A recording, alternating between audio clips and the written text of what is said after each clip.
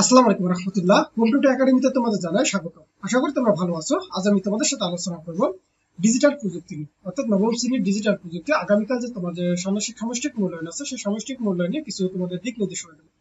তোমরা অনেকেই হয়তো প্রশ্ন পাওয়ার আশায় এখনো পড়াশোনা করতেছো না, বা অনলাইনে ঘোরাঘুরি করতেছো যে ইউটিউবে তোমরা প্রশ্ন পাবা। আসলে এখন পর্যন্ত আমরা কেউ তোমাদের প্রশ্ন পাই না।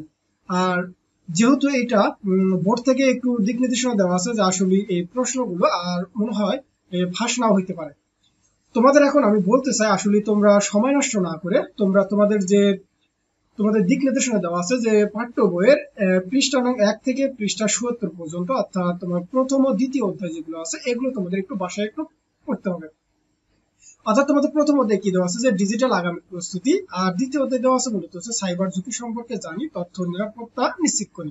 অর্থাৎ তোমাদের যে এই প্রথম ও দ্বিতীয় অধ্যায় আছে, এই পাঠ্য বইয়ের যে বিভিন্ন ধরনের তোমার কাজগুলো রয়েছে, যেমন যে কিছু গ্যাপ রয়েছে, আবার কিছু তথ্য অনুসন্ধান করতে বলতেছে, এগুলো তোমাদেরকে একটু ভালো করে পড়তে হবে। তোমরা যদি এখন বলো যে আমরা কোশ্চেন পাবো তারপরে পড়তে বলবো, আসলে এটা ভুল হবে। কেননা আজকে এমন ভাবে ওরা কিছু দিক নির্দেশনা দিচ্ছে যে আসলে যদি প্রশ্ন ফাঁস করে, তাদের বিরুদ্ধে আইনগত কিছু ব্যবস্থা নেওয়া হবে। এই কারণে কেউ চাচ্ছে না যে আসলে এই ঝুঁকিটা নিতে। এই কারণে দেখবা যে সবাই শুধু কিছু সাজেশনমূলক কিছু ভিডিও আপলোড করতেছে, কিন্তু প্রকৃতপক্ষে যে প্রশ্ন এবং তার যে অ্যান্সার এগুলো আসলে কেউ তোমাদেরকে দিতে চাইবে না। কেননা কেউ তো এই বিপদটা নিজে নিজে তো ডেকে আনবে না। অবশ্যই তাহলে তোমাদেরকে বলতে চাই, তোমাদের যে প্রথম এবং দ্বিতীয় অধ্যায় আছে, এই প্রথম এবং দ্বিতীয় অধ্যায়ের যে তোমার যে কাজগুলো রয়েছে, অর্থাৎ পাঠ্য বইয়ের যে কাজগুলো রয়েছে, তোমরা এগুলো একটু ভালো করে পড়ো। ইনশাল্লাহ দেখবো যে তোমরা এগুলোর মধ্যে কমন পাবা।